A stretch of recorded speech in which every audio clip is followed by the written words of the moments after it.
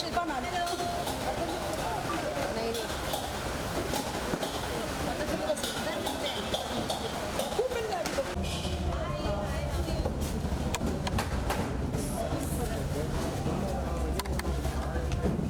सच्चा ऐसे नहीं हटो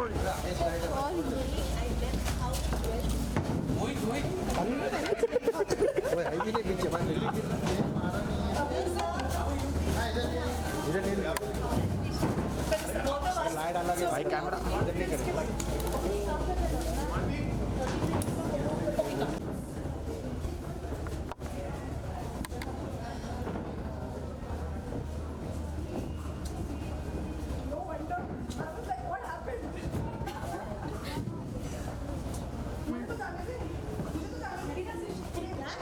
मैम वेट क्या लोग क्या शिल्पा जी या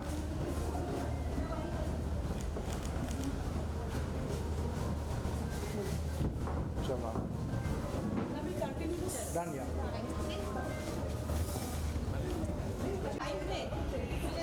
बारिश में लेट हो जाएगा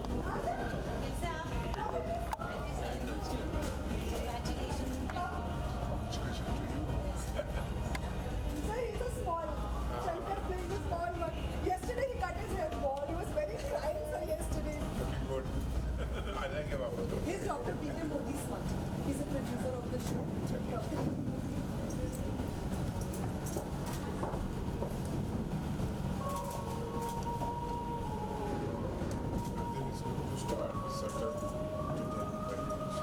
I'm very excited.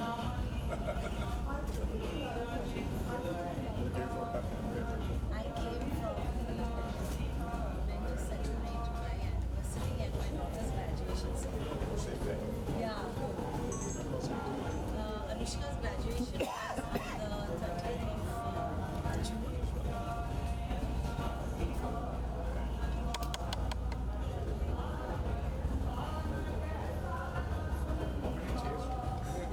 Many chairs. बैठे के लिए Many chairs. अभी टाइम है ना सबको बैठने के लिए बहुत chairs. अभी लगा रहे हैं हम. चेंज ऑफ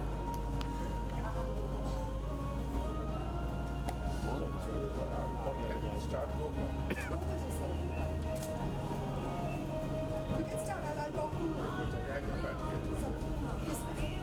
अभी ना हमें करो. कहीं बैठने की चल आ बाजू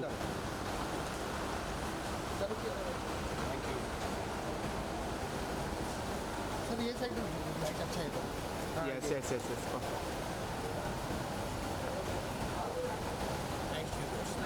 thank you sir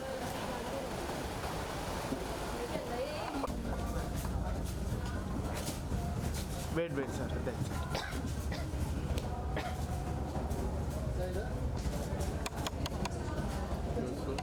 thank you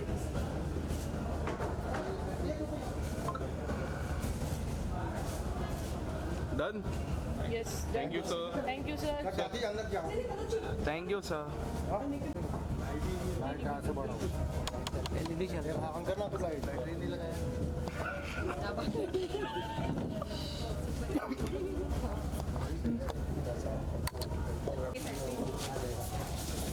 Just give me the paper and just go with Manoj. शादी में है क्या ऐसे लाइट थोड़ा पीछे होते हैं ना यार. Sir, यहाँ पे all of you right side. या सेंटर लुक जरा सेट देखिए अभी भी ले लेंगे ना शीतल. सालों बाद क्या है वहाँ पे लेते हैं ना बैकड्रॉप. हाँ बुला लो Guys. हाँ बुला अरे नहीं, नहीं, नहीं, अब सेलिब्रिटी चलिए, अब कोई कुछ नहीं बोला. Thank you so much. Abhishek ये हेयर स्टाइल किस लिए बस इसी चीज़ के लिए जिस चीज़ के लिए आप सब आए हैं. आई am very happy for this. बाल दान हो चुके हैं, अब बस शुरू करते हैं जो होने वाला है. आप सबको बस पता ही चलने वाला है अभी क्या होगा. तो बस मैं अंदर जाके मिल के हाय बोल के आता हूँ एंड देन आप सबसे मिलूँ. ओके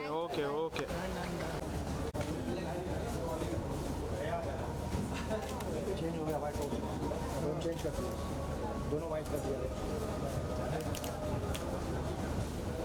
सामने का पूछा क्या बोल रहे हैं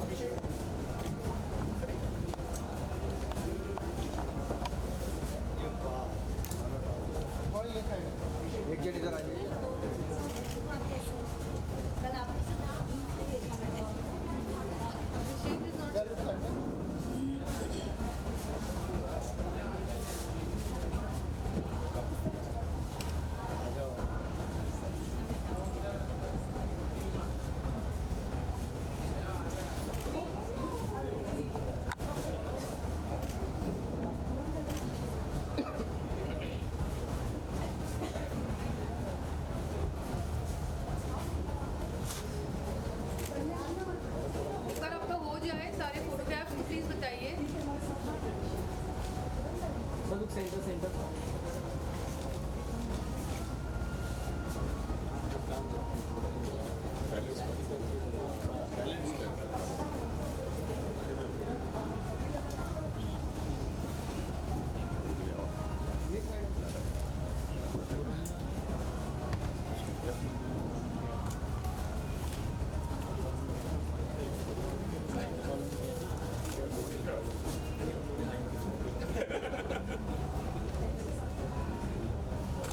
इधर सर इधर एक कैमरा यस सर इधर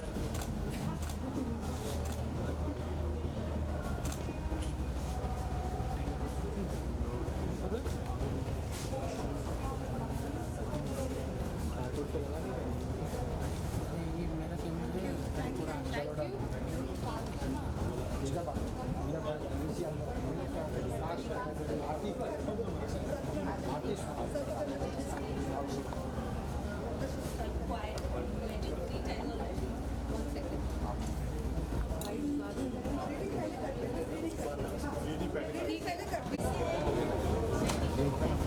साथ में मनीष सर ये अभिषेक ये सर हाँ शिल्पा जी कितने थोड़ा आपके राइट में कौन बोला है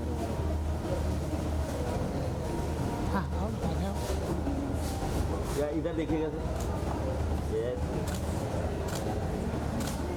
ma'am thank you Thank you so much. नहीं darling we'll do it later now we need to start मतलब जी आपके राइट से शुरू करिए थोड़ा सा राइट में देना ये ठीक है? Yes yes Now your right side. ये मेरा लेफ्ट है। Sorry, हाँ. मैं सोची थी मैं सिर्फ कंफ्यूज हूँ नॉर्मली लेफ्ट और राइट को लेके, लेकिन हम लोग ज़्यादा कंफ्यूज रहते हैं हाँ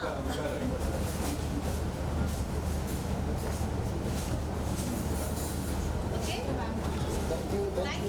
थैंक यू चलो आप लोग पीछे में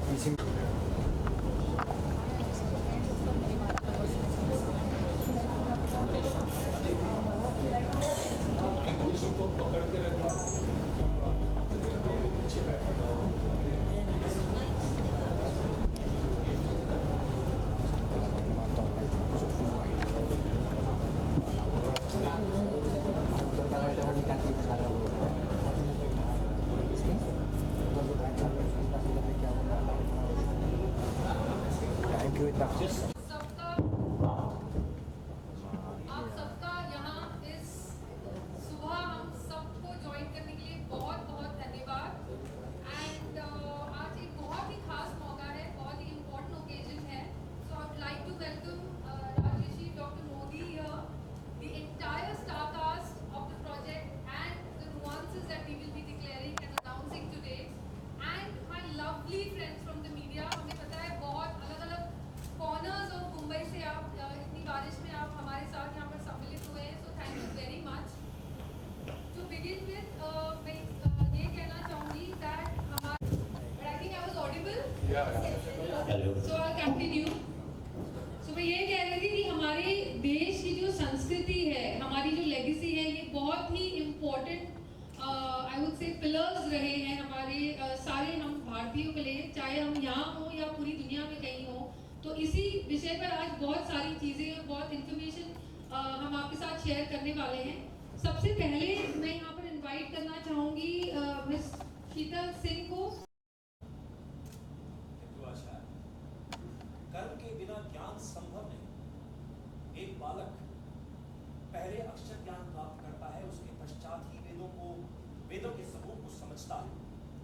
क्या कोई बिना पूजा हवन यज्ञ या जप के उस मूल तत्व को जान सकता है?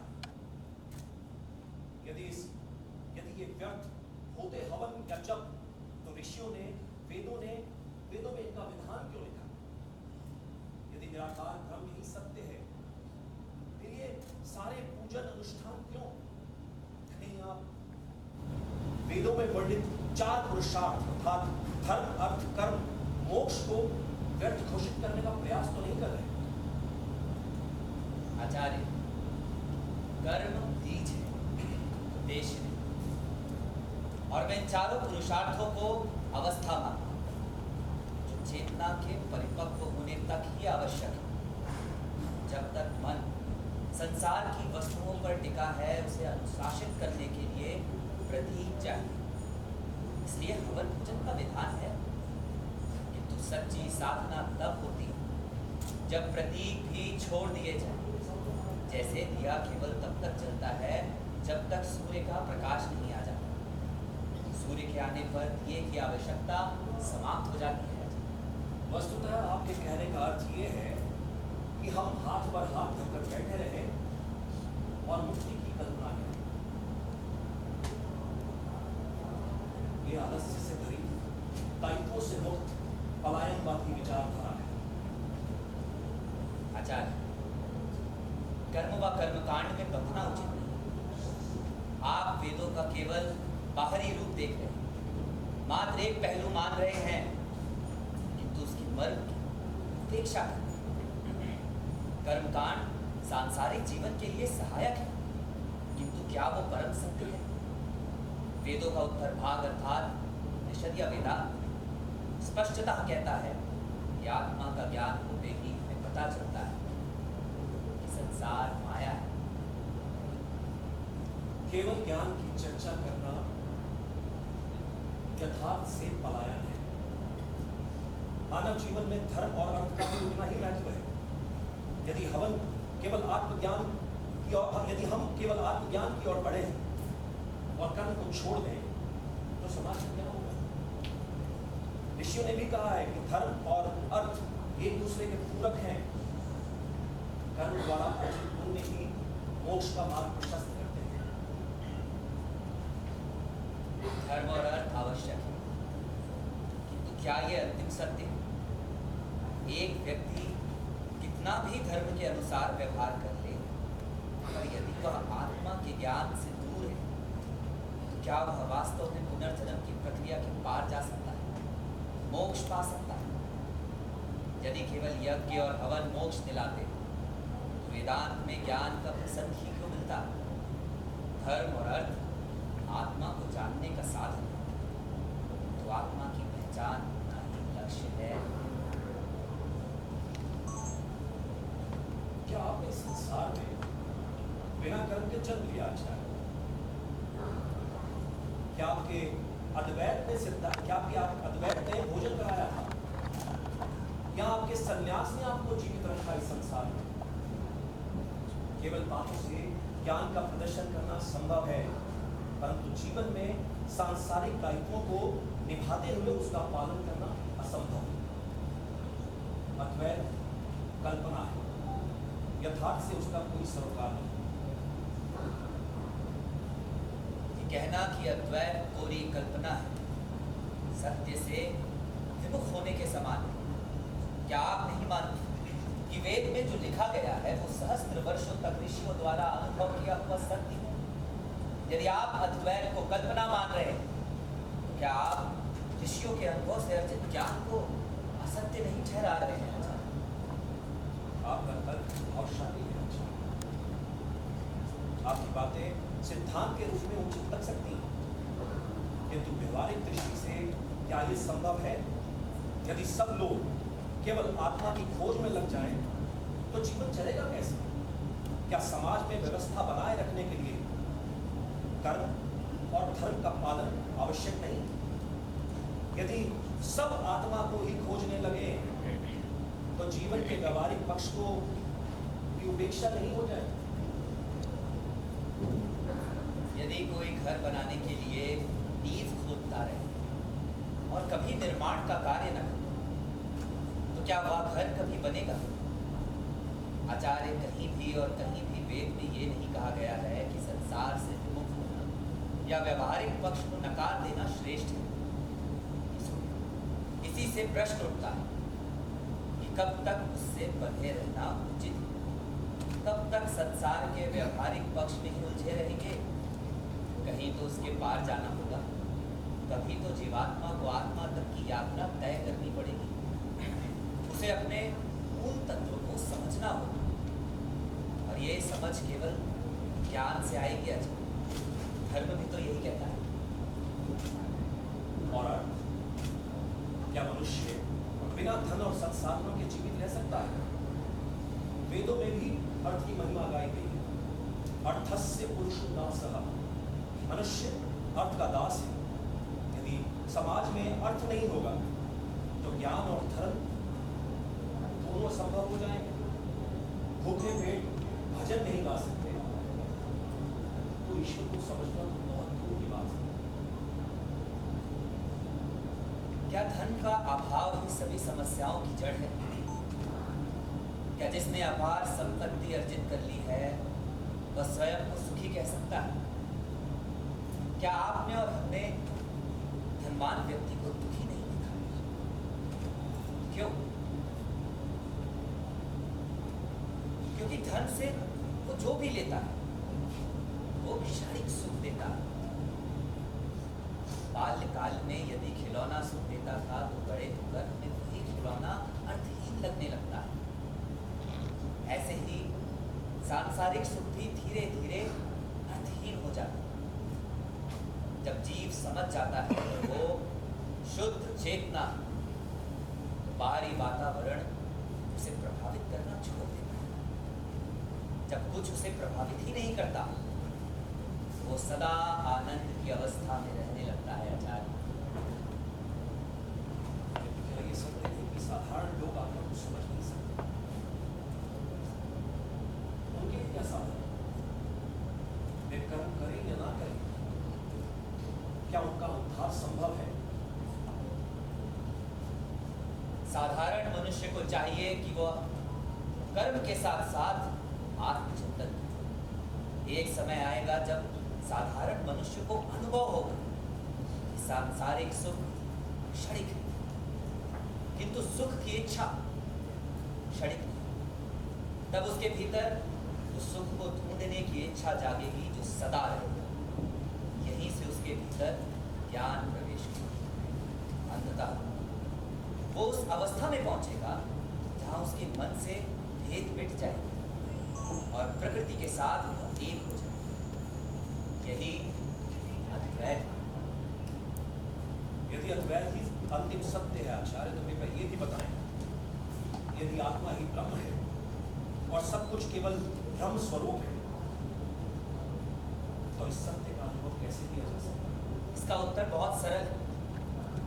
क्या आप जब सोते हैं तो स्वप्न देखते हैं? हाँ। और जब आप जागते हैं तो क्या तब भी वो स्वप्न देखते हैं? नहीं। जब आप सो रहे थे तब सपना आपको सच लग रहा था, लेकिन जब आप जाग गए तो सामने का संसार सच लग गया। दोनों अवस्थाओं में जो सत्य लगता है वह बदल जाता है। तो क्या यह परम सत्य हो सकता है? क्योंकि आत्मा तो नित्य है, बदलती नहीं। ऐसे ही एक तीसरी अवस्था, गहरी नींद की अवस्था। कई बार जागने के बाद हम कहते हैं मैं गहन निद्रा में था, मुझे कुछ भी ज्ञात नहीं। वस्तुतः ये वो अवस्था होती है जहां ना जागरण है न स्वप्न, न कोई विचार है और ना ही कोई इच्छा, फिर भी हम अस्तित्व में बने रहते हैं। अद्वैत कहता है जब मन, इंद्रियां और संसार सब शांत हो जाते हैं तब भी मैं बना रहता। यही बताता है कि हमारी सच्ची पहचान शरीर या मन नहीं है, बल्कि शुद्ध चेतना है। और ये सत्य अनुभव पर आधारित है, ना कि कोई कल्पना पर।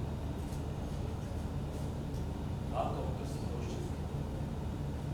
मैं अपनी पराजय स्वीकार करता हूं। और जैसा कि शास्त्रार्थ का नियम था, मैं वेदांत को अपनाने के लिए तैयार हुआ। शंकराचार्य का शिष्य बन गया। वास्तव में यह एक महान अनुभव है। मैं आभारी हूं आचार्य मंडन मिश्र का अब वो वेदांत को अपनाकर हमारे साथ जुड़े। और आप सभी का यहाँ पर सम्मिलित होने के लिए मैं धन्यवाद करता हूँ।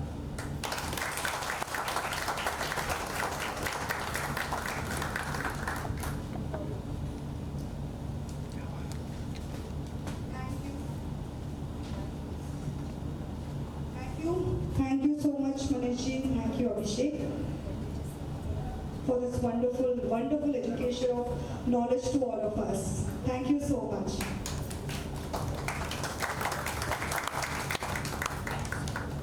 So we shall move ahead to the next.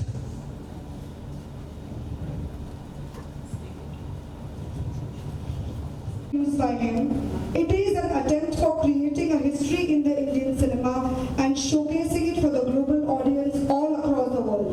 Please welcome Dr. B.K. Modi. I shall now hand over the mic to him to take this forward, please.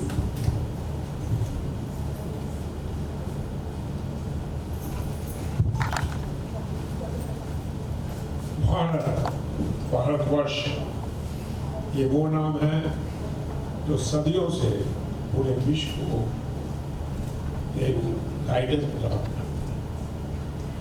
आज इस युग में हम लोग बड़े भाग्यशाली हैं कि हम भारत में पैदा हुए, और चाहे हम किसी भी दुनिया के किसी भी जगह रहे,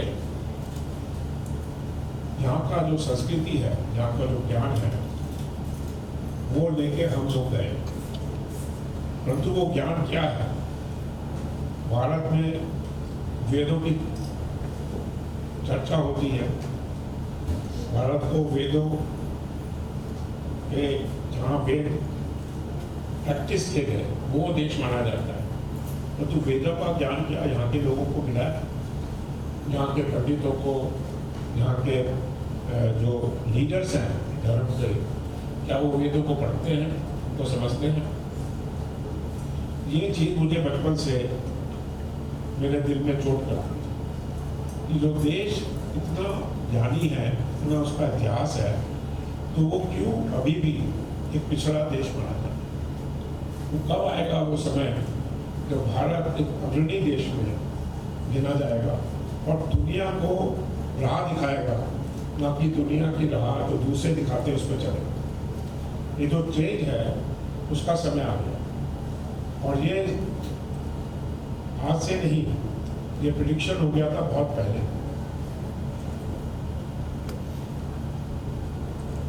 बहुत पहले लोगों ने प्रेडिक्ट किया था कि रामकृष्ण परमहंस जब पैदा हुए थे तो वो भारत का चेंज का स्टार्ट, उनके शिष्य विवेकानंद ने भारत में यूथ को वेदों का ज्ञान का पहला झलक दिखाई। रामकृष्ण परमहंस के पैदाइश के बाद यह प्रेडिक्शन था कि 175 साल बाद भारत का उदय होगा, और वो 175 साल 1836 का जन्म हुआ था, वो 2011 था। 2011 एक ऐसा समय था कि सबको ये उम्मीद थी कि भारत में बड़ा बदलाव है, और बदलाव आया भी, और उसमें जो हिंदुत्व है उसको लोगों ने अत्यधिक पहचाना, और तो भारत का एक भारत की एक पहचान बनी। और आज की जो युवा लोग हैं वो हिंदुत्व से प्रेरित होकर अपना काम करते हैं, और भारत में एक हिंदू धर्म को लेकर ही पूरा का पूरा विचार यहाँ चलता है। आज की गवर्नमेंट भी ऐसी है, आज के जो इंस्टीट्यूशंस हैं वो भी, और बाहर भी हिंदुओं का एक बोलबाला हो रहा है। मुझे जब मैं भारत आया, करीब 25 साल बाहर रह के, तो मैं 75 साल की उम्र में भारत आया था। तो उस समय मुझे चारों शंकराचार्य मिले, और उन्होंने कहा कि आप कुछ ऐसा करिए जिससे भारत में जो विश्व गुरु का हम लोग का सपना है वो पूरा हो जाए। ये सपना हम सबने देखा है, मैंने भी देखा है, आपने भी देखा है। सब कहते हैं कि एक दिन आएगा जब भारत विश्व गुरु बनेगा, परंतु उसका कोई रोड मैप हमारा नहीं बना, कोई ऐसा रास्ता नहीं बना कि किससे भारत विश्व बने। इस पर काफ़ी चर्चा हुई और इस बार जब कुंभ मेला लगा तो इस पर चारों शंकराचार्य की मेरे साथ बातचीत हुई। उन्होंने मुझे एक राजर्षि की उपाधि दी। राजर्षि मतलब जो राजा ऋषि हो जाते थे उनको राजर्षि कहा जाता। तो उन्होंने कहा आप बिलियनर हैं, आजकल के राजा हैं और आप ऋषि का भी रूप लीजिए और आप राजर्षि की उपाधि लेके काम करें। तो वो मेले के बाद ये हुआ कि कैसे इस कार्य को पूरा किया जाए। तो उसी श्रृंखला में ये हुआ कि पहले ज्ञान क्या है, हिंदू है कौन, ये तो ज्ञान होना चाहिए। अभी जब तक हम हिंदू को ही नहीं डिफाइन करेंगे तो हिंदू राष्ट्र कैसे बनेगा। तो इसके लिए अपने यहाँ ये कहा गया है कि जो भी धर्म सिंधु के इधर से निकले, इस इलाके से, from the east of Sindhu, वो सब हिंदू है। चाहे वो बुद्धिस्ट हो, चाहे वो सनातन धर्मी हो, चाहे वो सिख हो या किसी भी उसमें को जाना जाए, वो सब हिंदू। यदि हम सबको गिन लेते हैं तो हिंदुओं की संख्या दुनिया में 1.7 मिलियन हो जाती है। तो दुनिया की 8 मिलियन में ये पॉपुलेशन सबसे ज़्यादा है किसी भी धर्म में। क्रिश्चियनिटी करीब 1.2 से 3 मिलियन और जो मुस्लिम भी हैं वो भी 1.4 मिलियन। तो जब हमारा समूह दुनिया में सबसे बड़ा बन चुका है और हमारे पास ऐसा ज्ञान है जो कि हम दुनिया को दे सकते हैं, तो वो हम क्यों नहीं देते। ये बातें होती रहती हैं, चलता रहता है। मैं भी बात करूँगा, चला जाऊँगा, परंतु ये जो आपके जन लोग हैं उनके मन में भी आजकल बहुत ख्याल है कि भारत का दुनिया का सबसे पहला देश बने। तीसरा नहीं, पांचवा नहीं, पहला। एक ही देश होता है जो दुनिया चलाता है, जो पहला है। आज अमेरिका पहला देश है जो दुनिया चलाता है। यदि कोई अमेरिका की बात नहीं मानता तो वो उसको धमकाता भी है, मनाता भी है, परंतु अल्टीमेटली उसी की चलती है। दूसरे नंबर का कोई उसके अंदर बैठा चीन है, नंबर 2 देश है, उसका कोई अपना कोई विचार नहीं होता। विचार होता भी है तो कोई मानता नहीं। आज हम देख रहे हैं किस तरह से अमेरिका का विचार पूरी दुनिया में लगाया जा रहा है और वो कहते हैं कि हम जो कह रहे हैं वही ठीक है और दुनिया मान रही है। जो नहीं मान रही तो वो उसको धमका रहे हैं और धीरे धीरे सब मान भी जा रहे हैं। जो आप ट्रेड एग्रीमेंट देख रहे हैं वो उसका उनका एक अपना नंबर 1 स्थापित करने का उनकी एक स्ट्रैटेजी, वो स्ट्रैटेजी सक्सेस भी हुई। ज़्यादातर देशों ने ट्रेड एग्रीमेंट मान लिया। तो भारत को यदि विश्व को ज्ञान देना है तो उनको नंबर 1 बनना है। तो नंबर 1 कैसे बनेगा, ये भी एक ख्याल मेरे दिमाग में तो बहुत सालों से। उसमें सबसे बड़ा जो प्रॉब्लम है वो ये है कि यहाँ पे धर्म को पॉलिटिक्स करते हैं। इस कारण जो लोग उस पॉलिटिक्स से नहीं जुड़े हुए हैं वो धर्म के भी अगेंस्ट हो गए। क्योंकि पॉलिटिक्स में तो 2 पार्टियां 3 पार्टियां रहती हैं, परंतु जो लोग भारत से बाहर रहते हैं, जैसे हम लोग, मैं भी 25 साल से बाहर हूँ, बाहर के कंट्री का सिटीजन हूँ और हमारे लिए कोई पॉलिटिक्स नहीं है। अभी हम तो जहाँ वोट देती, परंतु भारत में जो हिंदू हैं उनके पास इतना धन है कि जो यहाँ पे 140 करोड़ या 100 करोड़ हिंदू हैं उनसे 1.5 गुना तो हिंदू तुलना ना भी हो। तो उनको कैसे भारत से जोड़ा जाए, ये भी एक शंकराचार्य के मन में ख्याल आया होगा। जब भी उन्होंने एक भारतीय सिटीजन को राजर्षि उपाधि। अब जो भारत पिछले अमेरिका में भी मैं रहा हूँ और भी देशों में रहा हूँ, वहाँ पे जो भाव है ज्ञान के प्रति, ज्ञान भाव के प्रति, आजकल हम लोग नॉलेज सोसाइटी में जा रहे हैं। एक 5 साल का बच्चा भी ज्ञान प्राप्त करता है, स्कूल में जाता है और उसे लगता है कि ये जो घर में मुझे कहा जाता है मंदिर जाके वहाँ पे ये करो, पूजा पाठ करो, उसके लॉजिक माइंड को वो समझ में नहीं, वो उसको नहीं समझ पाता कि क्यों मुझे दो तरह की शिक्षा दी जाती है, स्कूल में अलग शिक्षा है और घर में अलग शिक्षा। वो इसलिए कि घर में शिक्षा ज्ञान मार्ग को अलग है, कर्म मार्ग को श्रेष्ठ बताया गया, जैसे कि आप अब तो शंकराचार्य ने गीता को एक नया रूप मैं आप सबको देने वाला हूँ। शंकराचार्य की शंकराचार्य के इस समय ही अपना पूरा जीवन लगा ज्ञान की तरफ जाते हुए, तो भारत को यदि ज्ञान मार्ग में विश्व गुरु बनना है तो उसके लिए ये सीधे बनाया जा रहा है जो कि सबके लिए है, क्योंकि अभी तक किसी को ये फोकस ही नहीं है कि ज्ञान मार्ग में जाना। और यही इस डिबेट का मतलब था कि मंडन मिश्र जो कि एक प्रभावशाली व्यक्तित्व था जिनका, और जो कर्म कांड के उस समय के सबसे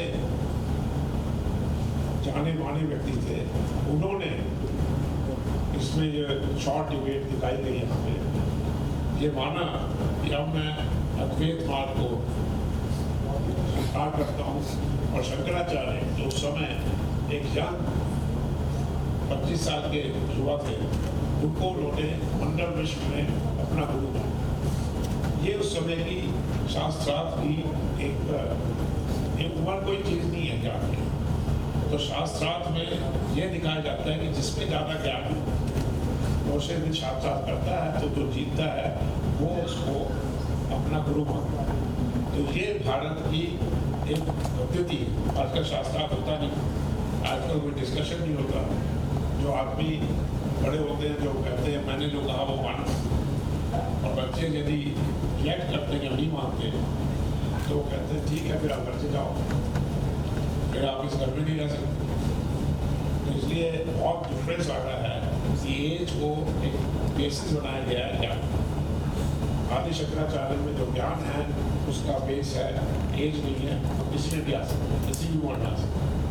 तो ये और वो ये दिखाया गया है इसमें सीरियल में, ये लड़का का मंडल मिश्र उतना बड़ा ज्ञानी था, वो सुनता है, उसको अपना गुरु मानता है, जो कि होना चाहिए।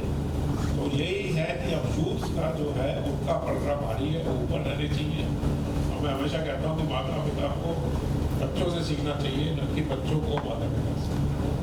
और यही युग आने वाला है हमारा, यहाँ पे भी 50% लोग तो जाते हैं, और जो लोग पढ़े हैं उनको एक गुमान है कि हम पढ़े, चाहे ज्ञान होना, और यदि कोई नहीं मानता है तो उसको धमकाते हैं। तो ये तो बदलाव आना है, पूरी भारत को बनाए, और इसलिए शंकराचार्य की स्टोरी बताना बहुत जरूरी। तो इसलिए मैं चाहता हूँ कि आप लोग इसको अप्रिशिएट करें, और स्पेशली प्रेस से मैं चाहूँगा कि पॉजिटिवली लिखें इसके बारे में, क्योंकि ज़्यादातर पिक्चरों में जहाँ कास्ट बेस्ड पिक्चर है वहाँ पे ऐसी पिक्चरों के बारे में कोई पॉजिटिव व्याख्या नहीं होती। परंतु आजकल OTT है, तो OTT में तो story becomes very important. This serial will go to OTT, and मुझे थोड़ा विश्वास है कि youth will love this serial. और दिस जो कि मन की बात है जो किसको कह नहीं सकते, तो इसके थ्रू वो कह पाएंगे और कोट कर पाएंगे कि जब शंकराचार्य में ये कहा गया है, तो मंडन मिश्र जैसे लोग उनको अपना गुरु मानते हैं, तो आप मेरी बात को नहीं मानते।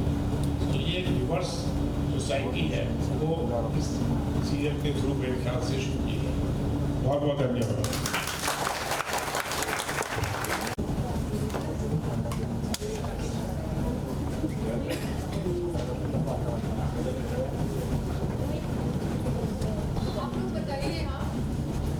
आप लोग बताइए। हाँ, अश्विनी बताइए। अश्विनी आ रहे क्या नहीं पता, सही तो है। ओके चलो, लाल वाली छुप जा रही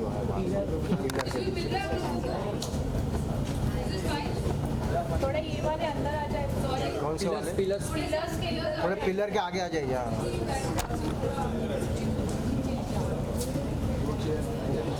जा रहे नहीं, नीचे नहीं जा सकते, सोने हटाइए। हाँ यस, मनीष जी चुप गए।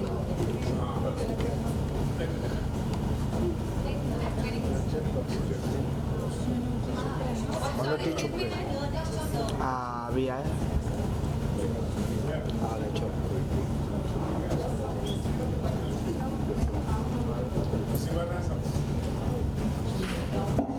ये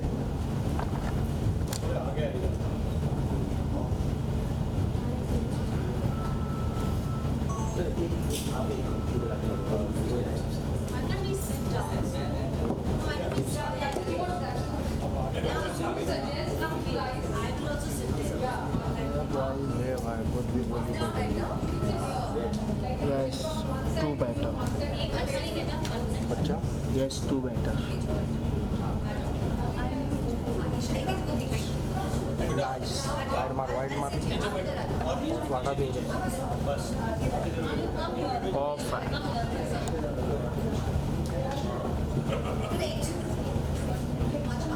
Yellow dress. ठीक है।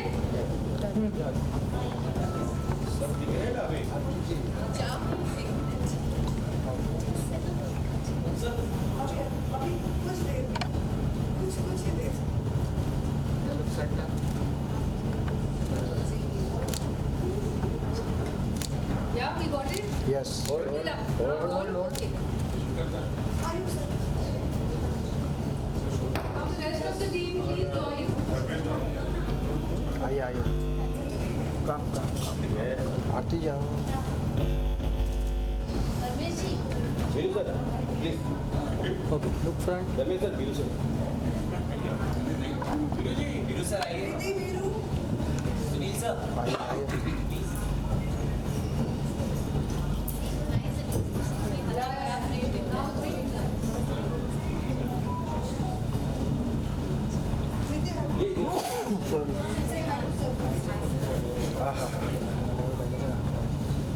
Ready? Yes.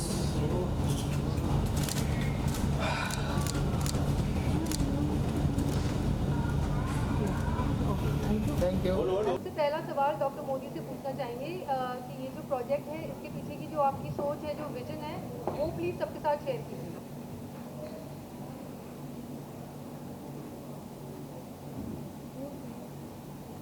ये जो प्रोजेक्ट है एक्चुअली ये सीरीज़ है एक तरह से।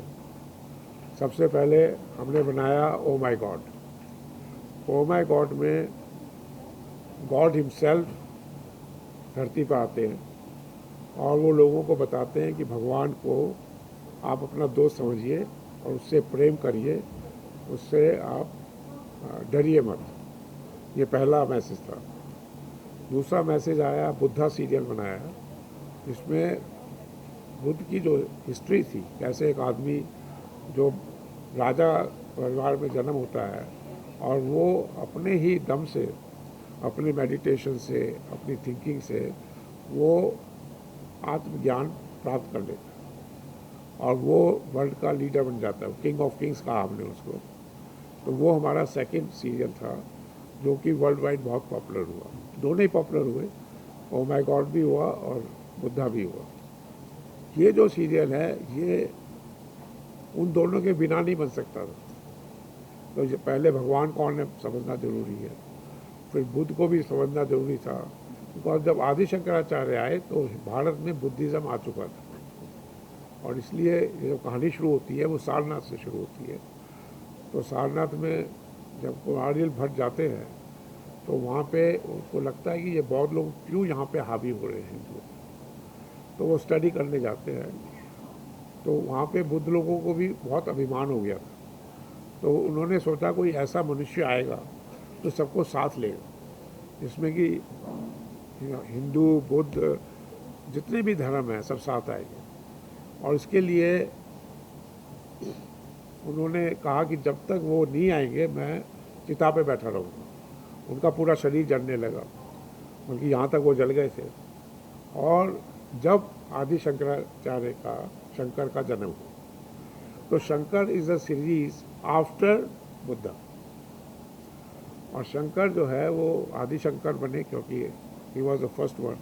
अभी भी 4 मठ बने हुए हैं, शंकराचार्य हैं, बट शंकर का जो ये स्टेज जो आपने देखी वो शंकराचार्य तक है। फिर वो बाद में लास्ट स्टेज पे जाके वो जगत गुरु आदि शंकर बन जाते हैं, फिर वो जगत गुरु बन जाते हैं, फिर वो शंकराचार्य नहीं रहते, वो जगत गुरु हो जाते हैं। वो इस सीरियल का लास्ट स्टेज है। तो इसलिए ये जो सीरियल है, अब इसके बाद क्या, जैसे मैंने कहा कि एक सीरीज़ में काम हो रहा है, तो इसके बाद आज की तारीख में जो हिंदू धर्म को समझा जा रहा है और जो हिंदू धर्म के बड़े बड़े मंदिर हैं, उसमें सबसे जो बड़ा मंदिर है, इसमें कहते हैं लाखों करोड़ों का ट्रेजर है, वो है पद्मनाभ स्वामी टेम्पल। और वहाँ पे सदियों से वो एक ऐसा टेम्पल है जो दुनिया में सबसे ज़्यादा रिच टेम्पल है, और इसलिए उसको भी स्टोरी सुनाना ज़रूरी है।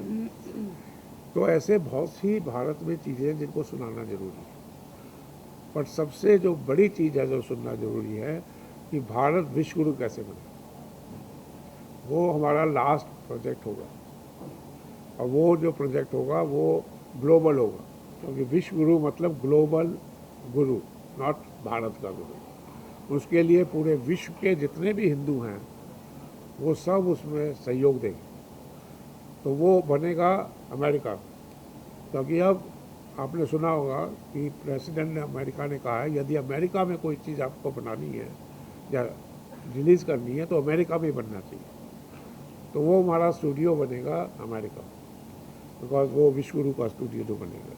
तो ये एक सीरीज़ है भारत को विश्व गुरु बनाने की, एक फिल्म के द्वारा, बट देन एक्चुअल में भी इकोनॉमिकली भी भारत को विश्व गुरु बनना है, डेवलप नेशन बनना है। वो एक अलग मुहिम है। उस मुहिम में भी एक अलग काम हो रहा है कि जैसे मैंने बताया कि भारत के बाहर जो लोग हैं, तो भारत के बाहर रहते हैं, उनको कैसे इंडिया में अट्रैक्ट करें। इंडिया में आने से, जैसे मैं भारत से आया, अमेरिका से आया, तो यहाँ पे आते ही मैंने इन्वेस्ट किया, प्लान बनाया $1 बिलियन लगाने का। प्राइम मिनिस्टर नरेंद्र मोदी जी ने मुझे फाउंडेशन स्टोन दिया, बट ब्यूरोक्रेसी में फंस गए। तो यहाँ जो ब्यूरोक्रेसी है वो इतनी ज़्यादा है, और वहाँ स्पीड में काम होता है। ये तो फिल्म इंडस्ट्री अच्छी है कि हम लोग 6 महीने में फिल्म बना देंगे, क्योंकि यहाँ ब्यूरोक्रेसी है नहीं, यहाँ कोई गवर्नमेंट का रोल नहीं है। तो जो बाहर के लोग को यदि यहाँ लाना है तो इंडिया से करप्शन भी हटाना पड़ेगा, ब्यूरोक्रेसी भी हटानी पड़ेगी। तो वो जो काम है वो शुरू हो रहा है, और आई एम टोल्ड कि the prime minister Modi is trying hard, but वो कर पाएंगे नहीं कर पाएंगे वो तो आप लोग को भी मालूम है और मुझे भी देखना है, परंतु वो होएगा। जब एक निश्चय हो जाता है तो हो जाता है।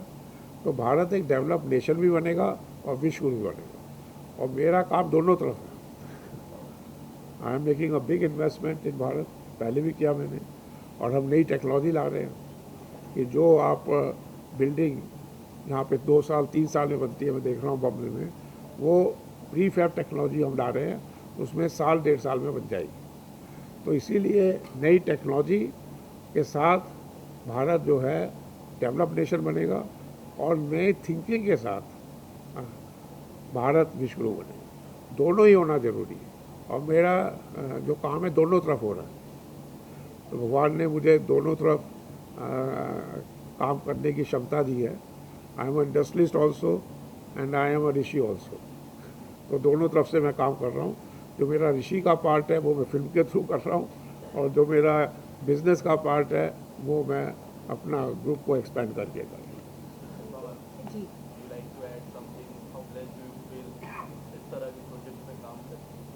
मेरे लिए एक्चुअली ये ड्रीम कम ट्रू है। मुझे जब पता चला, मैं बिग बॉस के घर में थी जब मुझे कास्टिंग डायरेक्टर का फ़ोन मैसेज आया था, और जब मैं बाहर आई तो मैंने मेरे फ़ोन देखी, मैंने कहा this is fabulous, I want to do it. तो मैंने उस मैसेज को 2 महीने बाद रिप्लाई किया। मैंने बोला is this role still available, और ही सेड हाँ जी मैम आप करेंगी। मैंने कहा हाँ, मुझे प्लीज़ आप सिनॉप्सिस भेज दो। And I think it's a honour to playing Adi Shankaracharya's mother. I'm playing Arambha in the film. और इतने ब्यूटीफुली लिखा गया है और मैंने जैसे अभिषेक को कल या परसों कहा था, हम लोग धर्मेश जी के साथ रीडिंग कर रहे थे, तो मैंने कहा था कि this will change our life. Not only it's not just a 9 to 9 shift, you actually you start playing the role eventually. और इतनी चीज़ें हैं जो मुझे at my age is giving me insight कैसे चलता है. And I am also very very curious spiritually, बहुत क्यूरियस हूँ मैं. तो this answering a lot of questions also. I am very excited and I feel fully blessed.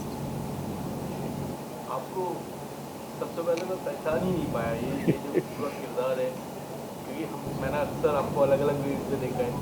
ये किरदार and जो लुक है आपका, इसके बारे में थोड़ा बताइए. जब ये प्रोजेक्ट मैंने पहली बार देखा, मुझे पहली बार बुलाया गया, तो मैं बिल्कुल झूठ नहीं बोलूँगा, मैं बिल्कुल ही अनभिज्ञ था इस बात से. मुझे कुछ भी नॉलेज नहीं थी. जब मैंने इसको पढ़ा, मुझे समझाया गया और मैं समझा, तब बस मुझे एक ही चीज़ का अफसोस था कि मुझे इसके बारे में पता क्यों नहीं था. क्योंकि एज अ यूथ, जिस एज में मैं हूँ फ़िलहाल, हम अपनी जनरेशन में बहुत सारे सवालों से गुज़रते हैं. और आज की तारीख में जिस तरह से भी माहौल है हमारे आसपास, हमें सीखने की बहुत ज़रूरत है, जो शायद हमारे बुक्स में हमें कभी नहीं मिला. तो ये पढ़ने के बाद मेरा जो इस पूरे प्रोजेक्ट के लिए थॉट प्रोसेस था वो चेंज हो गया. वो चेंज इसलिए हो गया कि now this is not only for entertainment and just a series. I think it is a requirement. और मुझे ऐसा लग रहा है कि मैं इतने बड़े काम का हिस्सा बन रहा हूँ, और मेरे ज़रिए अगर ये बात मुझे जानने वाले लोगों तक और उनसे ज़्यादा लोगों तक पहुँच रही है, तो मेरे लिए इससे बड़ी सौभाग्य की बात नहीं हो सकती. और इस कैरेक्टर के अंदर जाने से पहले मैं अपने आप को यही सोच रहा था कि इससे मैं लूँगा क्या. और मेरे पास इतनी सारी चीज़ें थी लेने के लिए, सीखने के लिए, जिन्हें मैं शायद अपनी ज़िंदगी के साथ भी हमेशा आगे रखने का पूरा प्रयास करूँगा. तो अभी तो बस ये प्रोजेक्ट्स अब हम शुरू करने जा रहे हैं, और काफ़ी दृढ़ निश्चय है, काफ़ी सारी तैयारियां हैं, और कोशिश करेंगे कि हम सर की उम्मीदों पर और सबकी उम्मीदों पर खरे उतरें और इस प्रोजेक्ट को द बेस्ट वन बनाएं.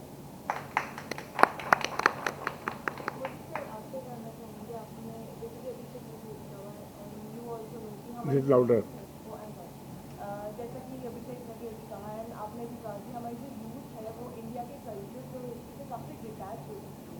तो आपका मोटिवेशन क्या है कि आप अभी भी इस चीज़ को जिंदा रखना चाहते हो, बॉन्ड कि हम जाने इस चीज़ के बारे में, इंडिया के बारे में, कल्चर के बारे में? देखिए, जो यूथ है, जैसे आपने कहा कि वो पढ़ा लिखा यूथ है, पहले वाला यूथ नहीं है जो स्कूल नहीं जाता हो और उसको जो माँ बाप कहें वो मान ले. वो हर चीज़ को लॉजिकली देखना चाहता है, और स्पेशली धर्म को. तो धर्म में तो मेरे भी 5 ग्रैंड चिल्ड्रन हैं, 3 चिल्ड्रन मेरे बच्चे हैं, सब बड़े हो गए हैं, परंतु उनमें भी धर्म के प्रति कुछ समझने की है कि ये लॉजिकली क्या है. तो ये जो आदि शंकराचार्य सीरियल है, इसमें लॉजिकली ये बताया गया है कि धर्म क्या है. और धर्म कोई पाठ पूजा नहीं है, जैसे कि अभी आपने देखा था, कोई कर्मकांड नहीं है. ये आत्मा को अपनी समझना और अपने आप को समझने की एक किस तरह से है, वो उसके लिए एक रास्ता दिखाए. तो ये हर यूथ आजकल लॉस्ट है, बिकॉज उसको माँ बाप समझा ही नहीं सकते. कोई माँ बाप को खुद धर्म का कोई ज्ञान नहीं है, और उनके ग्रैंडफादर वगैरह को भी ध्यान नहीं है. मुझे भी नहीं था, क्योंकि जो हमें हिंदू धर्म प्रैक्टिस किया जा रहा है आज की तारीख में, वो अद्वैत को ना करके द्वैत है. उसमें भगवान अलग है, आप अलग. इसमें अद्वैत वेदांत है, इसमें आप और भगवान एक है. तो अपने यहाँ लिखा जाता है सत्यमेव जयते. सत्य की जो परिभाषा है वो कुछ भी हो सकती है.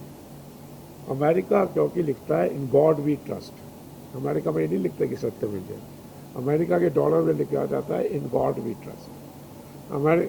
मेरी ये इच्छा है कि भारत में भी अपने नोट पे लिखा जाए कि हम भगवान पे विश्वास करते हैं. ये जो कहानी लिखी जाती है सत्यमेव जयते, इसको तोड़ मरोड़ के लोग फ़ायदा उठाते हैं। तो इसलिए हमें भगवान पे भरोसा करना चाहिए।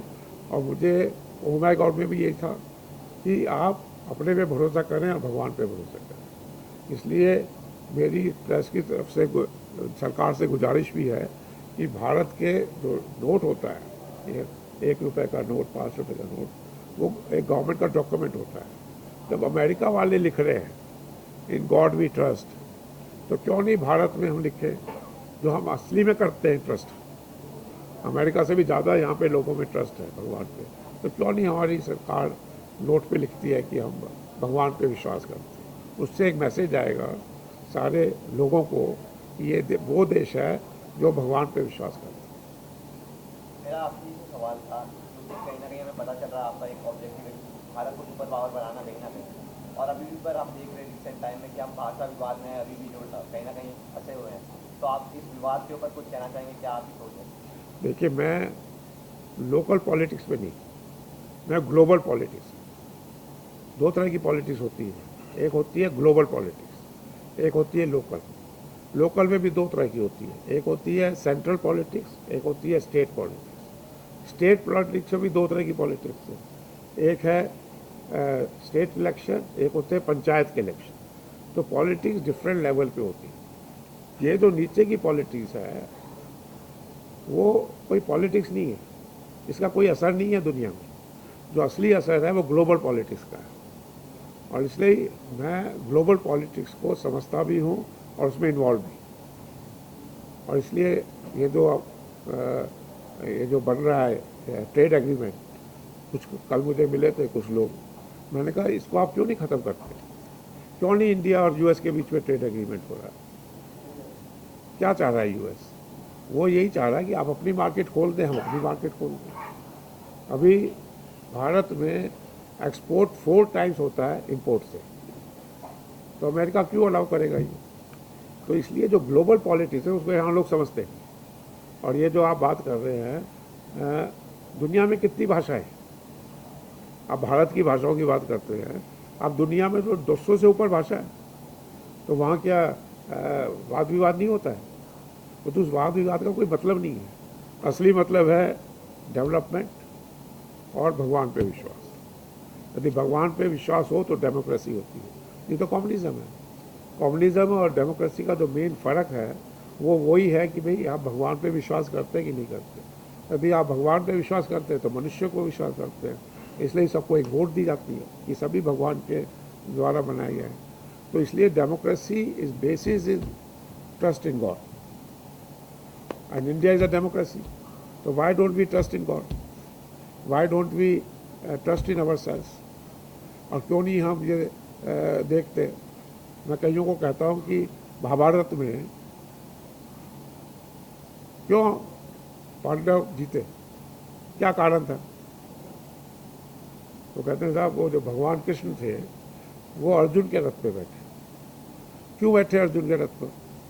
क्यों नहीं उन्होंने जाके दूसरे जगह बैठे? क्योंकि जब दोनों पथ उनके पास गए तो एक तरफ उन्होंने कहा मेरी पूरी आर्मी है, एक तरफ उन्होंने कहा मैं खुद हूँ। तो उसने कहा मैं तो भगवान पे विश्वास करता हूँ, मेरे लिए आप भगवान हैं, आप मेरे साथ रहिए। इसलिए उनकी विजय हुई। तो किसकी विजय हुई? जो आदमी भगवान पे विश्वास करता है। आज भी वही हो रहा है। आज अमेरिका की जो विजय हो रही है इसलिए नहीं हो रही कि अमेरिका में कोई अकल ज़्यादा है या वो ज़्यादा ज्ञानी है या वो ज़्यादा काम करते हैं, परंतु वो भगवान पे विश्वास करते हैं। और जो भगवान पे नहीं विश्वास करते वो काम पूरा ही नहीं करते, आधे में छोड़ देते। अब ये सीरियल मैं 10 साल से बनाने की कोशिश कर रहा हूँ। यदि मैं भगवान पे नहीं विश्वास करता, हो सकता है मैं 8 साल बाद छोड़ देता, तो पूरा ही नहीं होता। तो यदि हम भगवान पे विश्वास करते हैं तो हम कह रहे हैं विश्व में हम नंबर 1 बनेंगे, तो बनेंगे। हो सकता है 10 साल लगे, हो सकता है 20 साल लगे, पर तो विश्वास तो करेंगे ना। सबसे बड़ी चीज़ है भगवान पे विश्वास करना, तभी अपने पे विश्वास आएगा। तो ये बहुत ज़रूरी है। तो ये जो आपका क्वेश्चन है, ये कोई छोटे मोटी चीज़ों में नहीं उलझना, बड़ी चीज़ सोचनी। भारत को दुनिया का नंबर 1 देश बनाना। आपने विश्वास की बात की, जहाँ विश्वास होता है वहाँ अंधविश्वास भी होता है। भारत में कहीं ना कहीं लोगों का विश्वास तो अटूट है भगवान की तरफ, लेकिन कहीं ना कहीं अंधविश्वास भी है। तो जो अंधविश्वास फैला रहे हैं लोग, ऐसे लोग काफ़ी जो धर्म का नाम खराब कर रहे हैं, उनसे कुछ कहना चाहेंगे या लोगों से कुछ कहना चाहेंगे? अरे भारत में जो कहते हैं विश्वास है, उनको ही नहीं विश्वास है। वो आप कह रहे हैं ना भारत में विश्वास है, वो विश्वास वालों को कोई विश्वास नहीं है।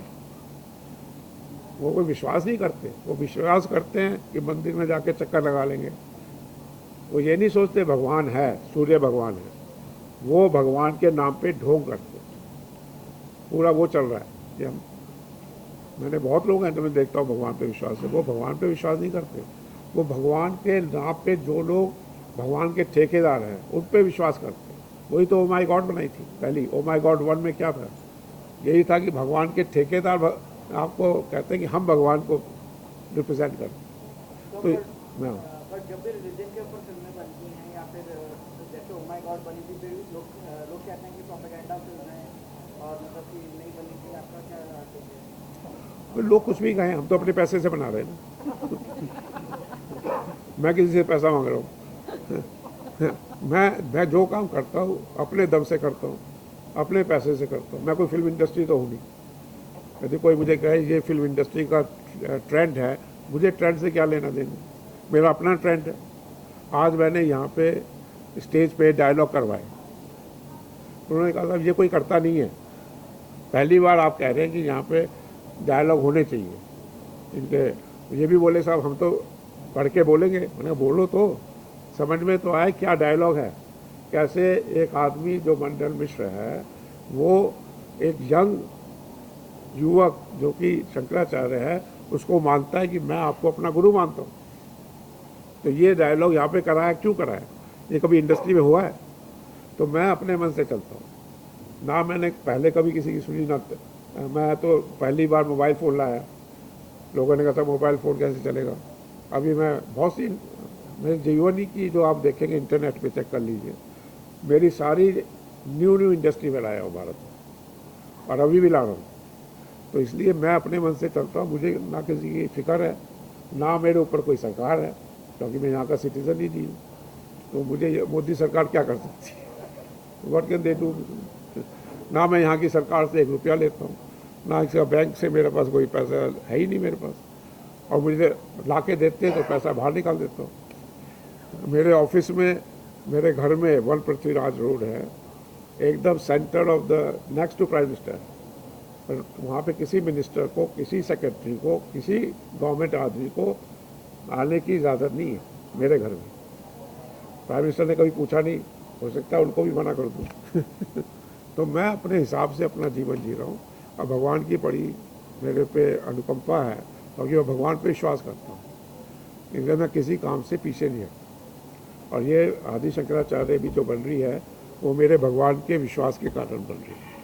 और बुद्धा भी बनी थी, बुद्धा में 30 साल लगे थे बनाने में। तो इसलिए जो हम सोचते हैं हम करते हैं।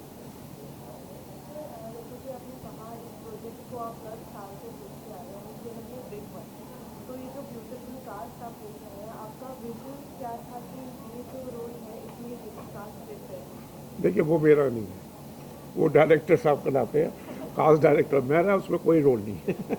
मैं इनको भी नहीं जानता, ना इनको जानता।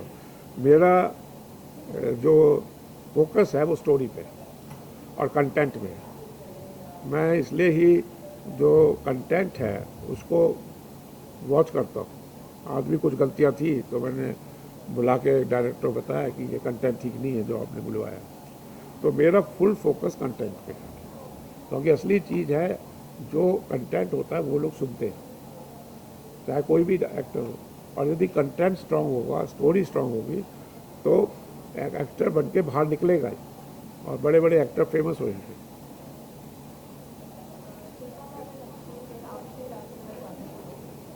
थोड़ा जोर से बोलिए। हाँ।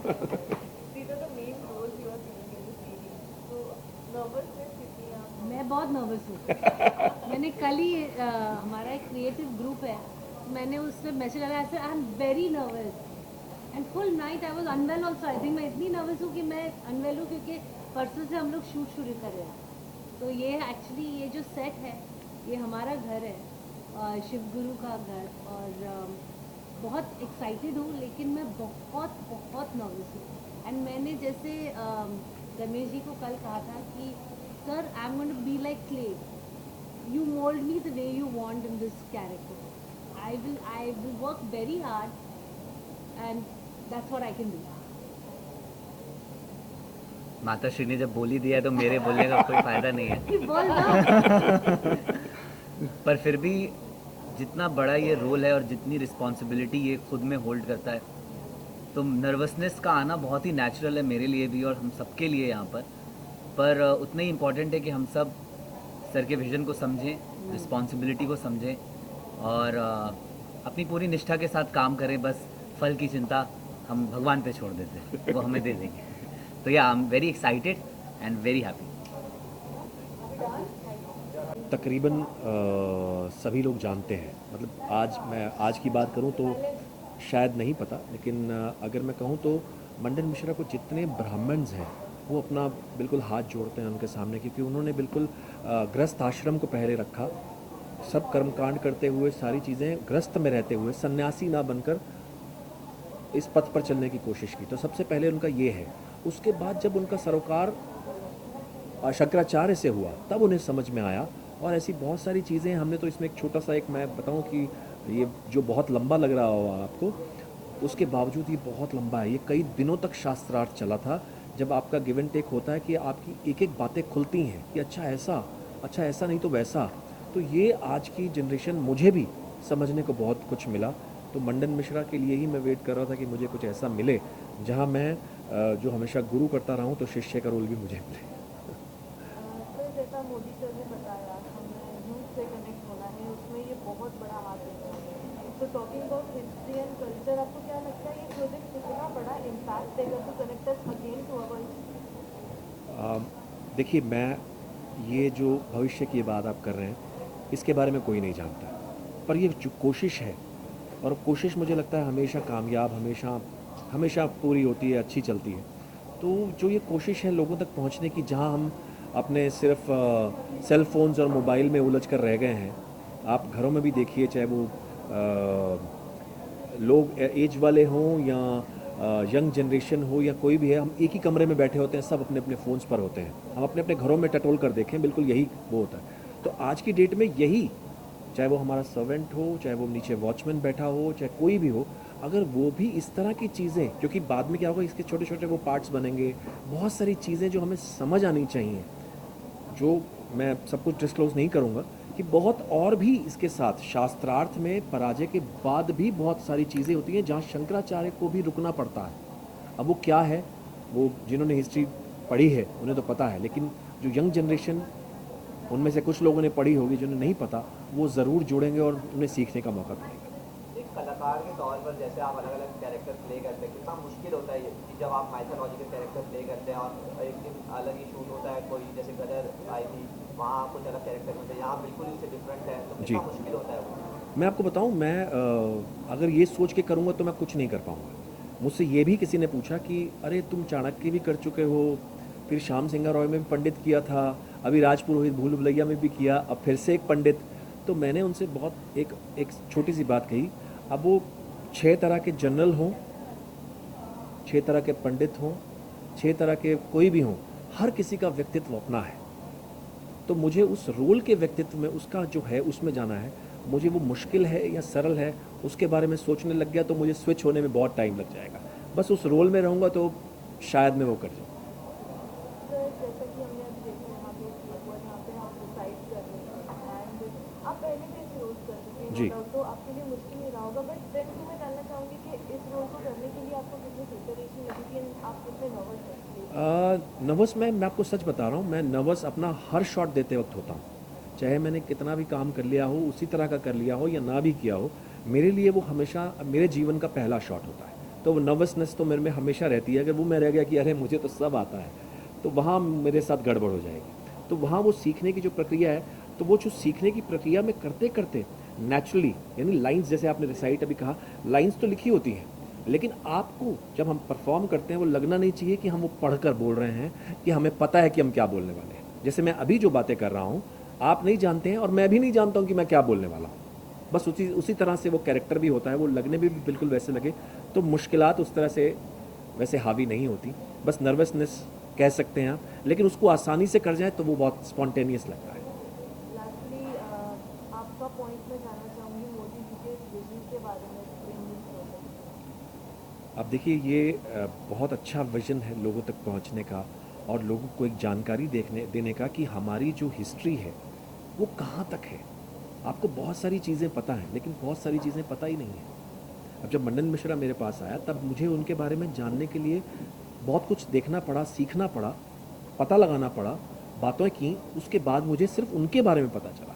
ये तो बहुत वास्ट है। अब इसमें बहुत सारे लोग अलग अलग कैरेक्टर कर रहे हैं, तो बहुत सारी चीज़ें, अच्छा ऐसा भी होता था। आप ये कितना अस्वाभाविक लगता है कि अगर आपका ज्ञान मुझसे ज़्यादा है तो मैं आपके पैर पड़ जाऊँ, मैं आपका शिष्य बन जाऊँ। आज की डेट में हम बराबरी, हम छोटों या बड़ों को भी, बड़े के भी पैर हम अपने घुटनों तक पहुँच गए हैं। पाए लागू इतना ही रह गया है, क्योंकि हम किसी को मानते नहीं हैं।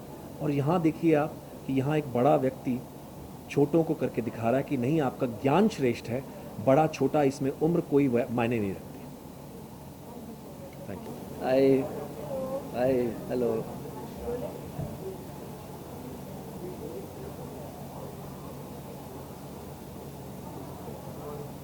सबसे पहले आप अपने किरदार के बारे में बताइए कि क्या किरदार है, क्या प्ले कर रहे हैं आप? आई एम प्लेइंग शिव गुरु, शंकराचार्य के फादर। हमने आपको पद्मावत में भी देखा था, कहीं ना कहीं आपने एक कैरेक्टर वहाँ भी प्ले किया था। अब यहाँ भी आपको एक चैलेंज है नया, तो आप इसके लिए कितना एक्साइटेड या नर्वस है इस कैरेक्टर के? नहीं एक्साइटेड और नर्वस नहीं होते, हमारा काम है। एक तैयारी ज़रूर होती है, वो हर आदमी अपने काम की करता है, हम भी करते हैं। हम भी एक बेसिक प्रेपरेशंस करते हैं। कुछ जगहों पे थोड़ी सी रिसर्च करने की ज़रूरत पड़ती है, जैसे इस तरह की चीज़ें हैं। शंकराचार्य तो एक बहुत ही मतलब हमारी जो आध्यात्मिक हिस्ट्री रही है उसमें बहुत बड़ा नाम है। तो उनके बारे में कोई जाने ना जाने, लेकिन एक नाम शंकराचार्य के बारे में सब जानते हैं, है ना। तो उनके फादर को प्ले करना तो डेफिनेटली एक बड़ा इम्पोर्टेंट काम है। आप जानते हैं उनके पिता के बारे में?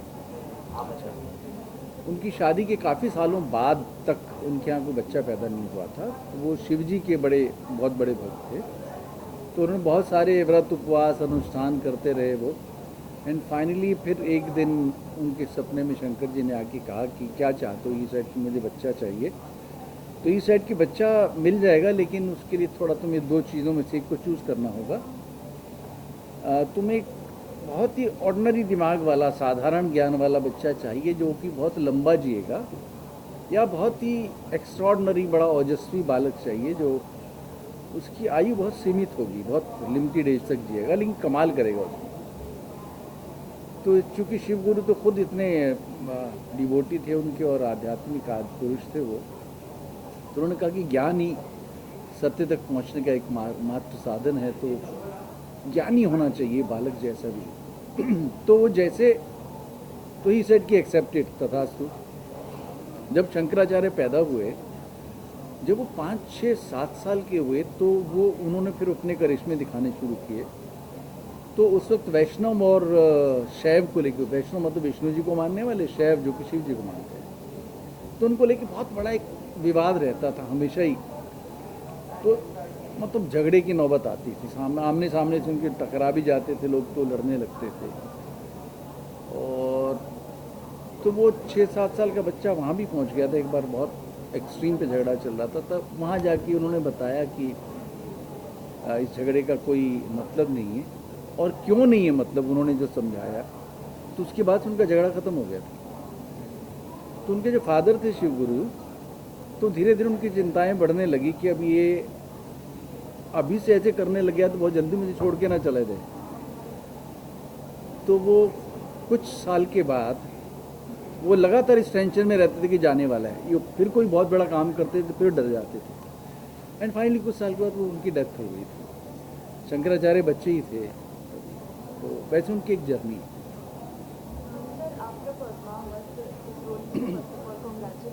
Thank you very much. बहुत एक्साइटेड है जी मूवी के बाद। तो मैं पूछना चाहूँगी कि बड़े पर्दे पे एक वेब सीरीज में आपको कितना डिफरेंस देता है, इम्पैक्ट कितना देता है एज एन एक्टर आपको? कुछ नहीं होता।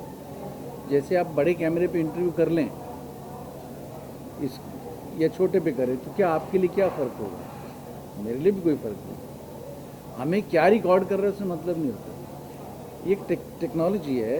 थिएटर में जैसे जो दूर बैठा देख रहा है उसको मैं हमेशा दूर से ही दिखूंगा, बट वो कैमरा जो है कभी भी आपको यहाँ से कैप्चर कर लेगा, यहाँ कर लेगा, यहाँ कर लेगा। डिफरेंट मैग्निफिकेशन है ना, 50 तरह की मैग्निफिकेशन से आपको कवर करता है। तो टेक्नोलॉजी का डिफरेंस है और एक्टर अपने आप को उस तरह से ट्यून करता है। जब आप क्लोजअप कर रहे हैं तब क्या कर रहे होंगे, और जो थिएटर है वो आप सब जगह तक अपनी आपको बात पहुंचानी होती है ना। टेक्नोलॉजी का फ़र्क है, वो आपको धीरे धीरे आपको चीज़ें समझ में आ जाती है। तो हमारे लिए कोई फ़र्क नहीं है। आपको दोनों हिस्टोरिक रोल्स में देखने के बाद ऐसा महसूस हो कि आपने इस रोल के लिए कुछ साइन किया, तो एक क्या माइंडसेट था या क्या विजन आया था आपके दिमाग में कि आपको लगा कि ये रोल करना चाहिए जब आपके पास आया? नहीं देखिए, अब जब शंकराचार्य की बात होती है ना, इतना बड़ा नाम है वो।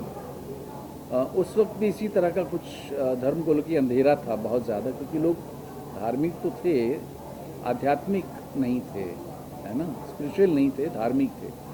और आजकल भी है वो बहुत ज़्यादा चीज़, है ना, कि हमारा रिलीजन, हमारा धर्म जैसे हम हिंदू की बात करते हैं, सनातन की बात करें, हमारा कोई रिलीजन नहीं। धर्म जो शब्द है इसका मतलब है ड्यूटी, कि वहाँ पे आपने ये किया तो आपका क्या धर्म बनता था, आपको ये करना चाहिए। धर्म में एक्चुअली ड्यूटी है, कोई रिलीजन नहीं है।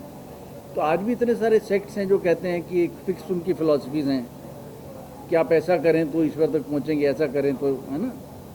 ऐसा होता नहीं है। आपके सर में दर्द है, आप डिस्प्रिन खा लें, कमर में दर्द है तो डिस्प्रिन नहीं खाई जा सकती ना। तो हम लोगों का कुछ लोग मजाक उड़ाते हैं कि यार आप तो 50 देवी देवताओं को मानते हैं, भगवानों को मानते हैं। वो बेसिकली भगवान नहीं है, एनर्जी का डिफरेंट वो, जैसे दवाएँ हैं, बेसिक चीज़ नाम है उसका दवा, लेकिन उसके कितने सारे उसके सेग्रीगेशन है। तो इसके लिए कॉमन सेंस चाहिए। और जो रिलीजन है, आई एम सॉरी टू से, ऐसे कहना नहीं चाहिए, आपको फिक्स कर देते हैं कि ऐसा ही डिस्प्रिन ही खानी है बस, है ना। हम नहीं उसमें बिलीव करते। Thank you very much. नए प्रोजेक्ट के लिए thank you so much. Thank you. Project के बारे में बताइए एंड आपके किरदार के बारे में ज़रा बताइए। It's my honour. मैं बहुत ज़्यादा खुश हूँ कि मैं इस शो से जुड़ी हूँ। ये कहानी है जगत गुरु आदि शंकराचार्य जी की, उनकी पूरी जर्नी की, जहाँ पर अलग अलग किरदार के अलग अलग रोल्स रहे हैं उनके जीवन में, और उन्होंने किस तरह से सबकी लाइफ चेंज की। तो उनकी लाइफ में जब एक टर्निंग पॉइंट आता है, जब वो एक शास्त्रार्थ यानी कि डिबेट, जब वो लूज़ होने वाले होते हैं, लाइक जब वो मंडन मिश्रा जी के साथ जब वो डिबेट करते हैं और मंडन मिश्रा जब हारने लगते हैं और उनकी वाइफ उभया भारती चैलेंज करती है उन्हें कि सिर्फ लाइफ में नॉलेज होना आपको कंप्लीट नहीं करता, आपको एक्सपीरियंस की भी ज़रूरत है। और वो सवाल उठाया जाता है काम शास्त्र के ऊपर। एंड जबकि हम जानते हैं कि जगत गुरु आदि शंकराचार्य जी ब्रह्मचर्य थे, तो उन्हें नॉलेज तो हर चीज़ की थी, बहुत ज्ञानी थे, लेकिन एक्सपीरियंस नहीं था। तो उन्होंने परकाया प्राण की सिद्धि प्राप्त की थी और उसके थ्रू वो क्वीन के हस्बैंड के बॉडी में एंटर करते हैं और ये एक एक्सपीरियंस लेते हैं काम शास्त्र को, और वो डिटैचमेंट और वो मोक्ष और वो सारी चीज़ें उस जर्नी में एक्सप्लेन करते हैं। तो वो एक टर्निंग पॉइंट होता है उनके लाइफ का, जहाँ पर ये कैरेक्टर और ये स्टोरी आती है। सो बहुत अच्छा फील होता है to be a part of this show through this character. हमने अभी देखा कि काफ़ी ज़्यादा डिटैच हो गया है, कुछ पता नहीं है सब चीज़ों के बारे में, बट आप सब जानते हैं।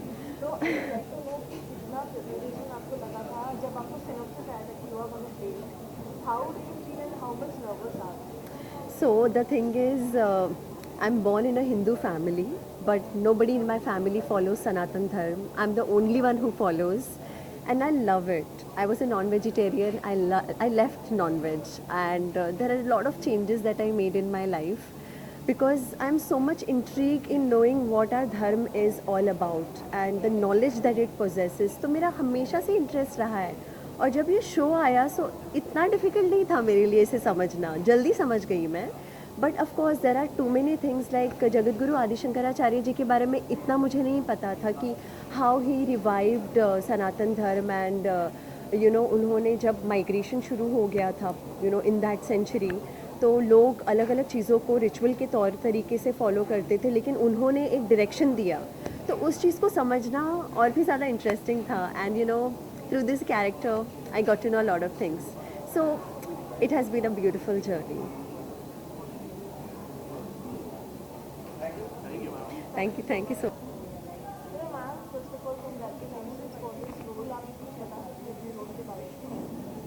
मैं ज़्यादा तो नहीं बता पाऊँगी. Thank you so much. This is a very pivotal और बहुत स्ट्रॉन्ग कैरेक्टर है इस शो में, and I am playing Manish Wadhwaji's wife, जो एक बहुत बड़े पंडित और बहुत बड़े विद्वान इंटेलेक्चुअल हैं. और शंकराचार्य जी के बारे में पूरे यूथ को और पूरी इंडिया को अब तक हम लोगों ने दर्शाया नहीं, ना ही उनके जर्नी के बारे में किसी को पता है.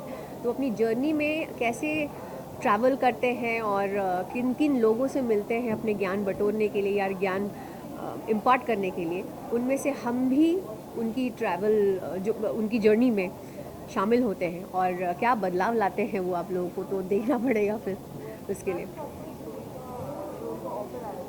जब आपको इस रोल को ऑफर आया था, आपको पता चला कि आप मनीष से इंस्पायर कर हैं.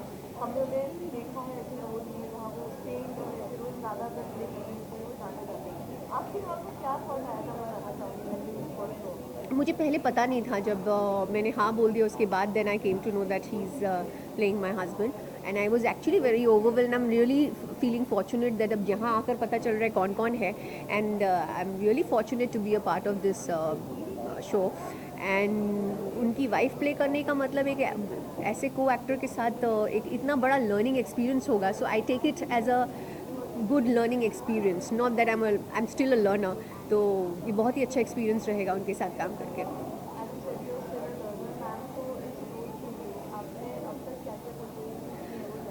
अभी भी प्रिपरेशंस बाकी है, बहुत सारी चीज़ें प्रिपेयर करनी पड़ती है because it's a historic show. तो language part, body language, everything, मतलब अभी लुक टेस्ट हो गए हमारे, पूरे कॉस्ट्यूम जब आएंगे तो हमारा खुद ही आव भाव चाल सब बदल जाता है. So there are lot of preparations जो हम लोगों को अभी से करना पड़ रहा है. सो health wise and look wise and language part तो है, चल रहा है. मैं आपका थॉट जानना चाहूँगा कि आप एक हिस्टोरिकल कैरेक्टर प्ले करने जा रहे हैं और एक्टर्स जो है वो प्रेफर करते हैं रोमांटिक कैरेक्टर प्ले करना, एक्शन मूवी में कोई रोल प्ले करना. आप कितना अलग जा रहे हैं, इसके पीछे क्या सोचती हैं आप? मैं तो टचवुड, मैं अपने आप को फॉर्चुनेट मानती हूँ कि मैं हिस्टोरिक में भी आ जाती हूँ और हीरोइन और जो आप बोल रहे हो ना गाना वाला गाना उसमें भी आई. और so I think that should be the trait of an actor कि आप वर्सेटाइल माने जाते हैं.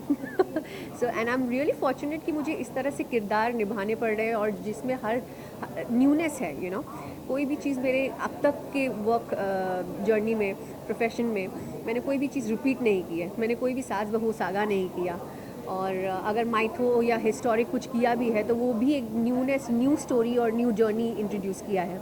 So I have always been fortunate, मैंने कोई भी चीज़ रेपिटेटिव नहीं की है. So I been there and I am really fortunate to I enjoy this profession actually. तो इसीलिए मुझे बहुत अच्छा लगता है ये प्रोफेशन कि आपको इतने सारे किरदार निभाने को मिलता है, इतने सारे प्रोफेशंस निभाने को मिलते हैं. So I am fortunate. As an actor कितना मुश्किल होता है कि बार बार आप अपने आपको मेक और ब्रेक करते, कहीं एक किरदार में घुसते हैं, उससे निभाते हैं, फिर स्विच करना होता है. ये जो ट्रांजिशन होता है कितना मुश्किल होता है?